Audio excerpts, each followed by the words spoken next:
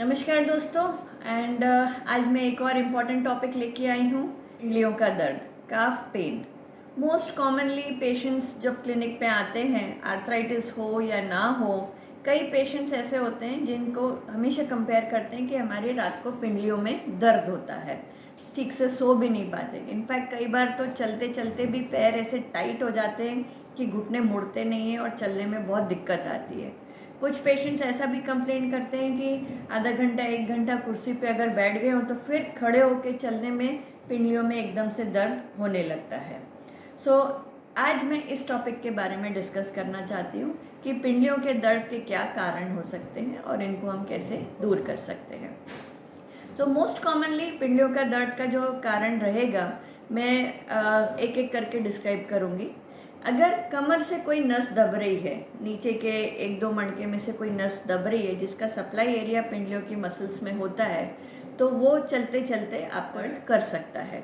आप थोड़ी दूर चलेंगे, फिर आपको लगेगा पूरी पैर भर आ गए हैं और आपको बैठना पड़ेगा। 2-5 मिनट आप बैठ जाएंगे, फिर आप चलने लगेंगे तो फिर आप चल सकते हैं। तो कई बार कमर का दर्द स्टार्टिंग कंप्लेंट नहीं होता, कई बार पिंडलियों का दर्द होता है जो स्टार्टिंग सिम्टम होता है। इट इज़ जस्ट लाइक, जैसे मैं पेशेंट्स को एक्सप्लेन करती हूँ कि घर में अपने एक मेन स्विच होता है, एमसीबी होती है वहाँ पे, और वहाँ से वायरिंग अलग अलग घर के एरिया में गई होती है। तो अभी नस जो है, आप समझो कि घर की वायरिंग है, अभी उस वायरिंग में अगर वोल्टेज फ्लक्चुएशन हो रहा है तो जिस रूम की वो वायरिंग होगी वहाँ की लाइट अपने को टिमटिमाती हुई दिखेगी, तो वोल्टेज वहाँ पे फ्लक्चुएशन हमको दिखेगा। ऐसे जो पिंडलियों के दर्द की जो नस है, अगर उसमें वोल्टेज बराबर नहीं जा रहा है तो उसमें अपने को वोल्टेज के हिसाब से कम ज़्यादा चीज़ें होती दिखेंगी। वोल्टेज ज़्यादा होगा तो दर्द बढ़ जाएगा, जलन होने लगेगी, चलने में दर्द ज़्यादा, मतलब पैर भरा जाएंगे। वोल्टेज कम हो जाएगा तो पैर सुन्न होने लगेंगे। सिम्टम्स जो है, चलने में ऐसा लगेगा कि बैलेंस बिगड़ सकता है, पाँव में ताकत नहीं है। तो ऐसे सिम्टम्स वोल्टेज फ्लक्चुएशन के, कमर की कोई नस जो आपकी पिंडलियों को अगर सप्लाई कर रही है उसमें अगर कोई दबाव है तो हो सकता है। इसके अलावा जो 3 खास चीज़ें हैं जिनकी कमी के कारण पिंडलियों में दर्द हो सकता है, वो आपको ध्यान रखना है। एक है पानी की कमी, नमक की कमी और कैल्शियम की कमी।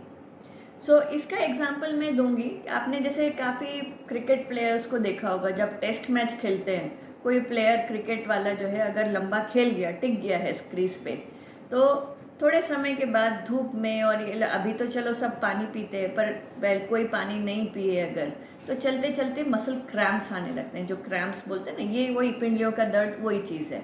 और ये क्यों होता है?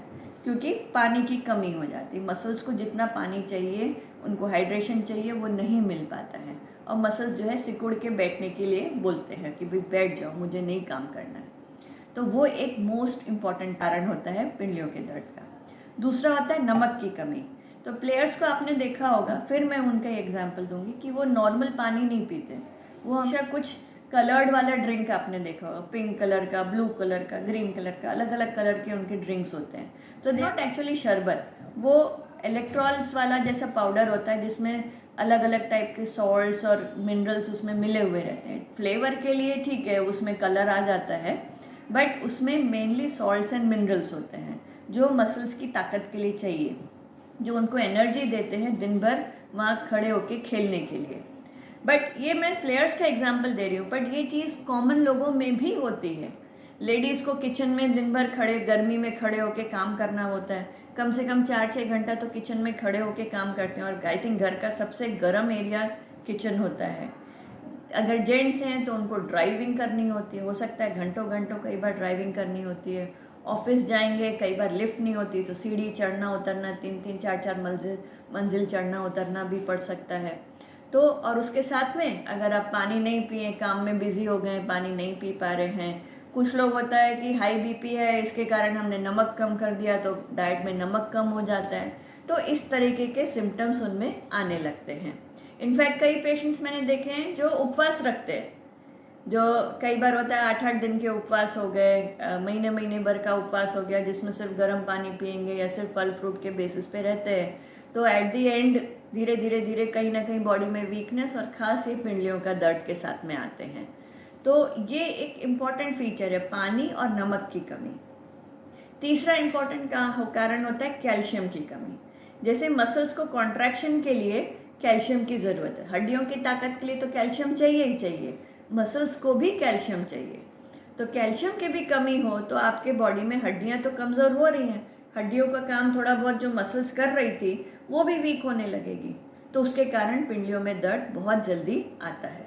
और ख़ास पिंडलियों के दर्द की बात क्यों कर रही हूँ, क्योंकि बॉडी का जो मेन मूवमेंट है, जो बॉडी का जो वेट बेयरिंग एरिया है, घुटने के नीचे का भाग है, वो ही सबसे ज़्यादा चलने में यूज़ होता है, वही सबसे इम्पॉर्टेंट मसल है। बॉडी की सबसे इम्पॉर्टेंट मसल जो है पिंडलियों की ही मसल है।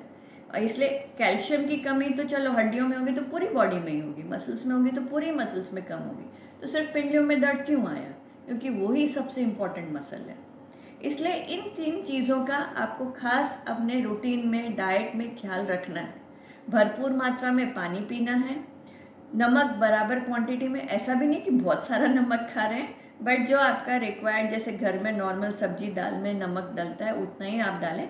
ऊपर से ठीक है, आप टेबल सॉल्ट एक्स्ट्रा आप मत लें, बट नॉर्मल नमक आप डाइट में लेते रहें। और कैल्शियम एक एज के बाद में, इनफैक्ट नॉट जस्ट एज, बच्चों को भी कैल्शियम की ज़रूरत है, ऐसा नहीं है। तो कैल्शियम आपकी डाइट में, दूध में, केले में, जिस भी फॉर्म में आपको सूट करता हो, और लेडीज़ में स्पेसिफिकली मेनोपॉज के बाद के जो लेडीज़ हैं तो उनको कैल्शियम की टैबलेट डेली एक सप्लीमेंट के तौर पे लेनी ही चाहिए। हाँ, अगर नस दबने वाले की वजह से आपका पिंडलियों का दर्द है तो आपको कोई लोकल डॉक्टर को दिखा के उसके हिसाब से उसका पूरा ट्रीटमेंट लेना पड़ेगा। हो सकता है फिजियोथेरेपी की भी ज़रूरत पड़े, तो उसको आपको डॉक्टरी सलाह से ही आगे बढ़ना है। बट ये 3 चीज़ का नॉर्मल लोगों ने ये चीज़ों को ख्याल रखना है। तो ये वीडियो स्पेसिफिकली सिर्फ गठियावाद के पेशेंट्स के लिए नहीं है, ये आप सबके, जितनी भी जनरल पॉपुलेशन हैं उनकी जानकारी के लिए है।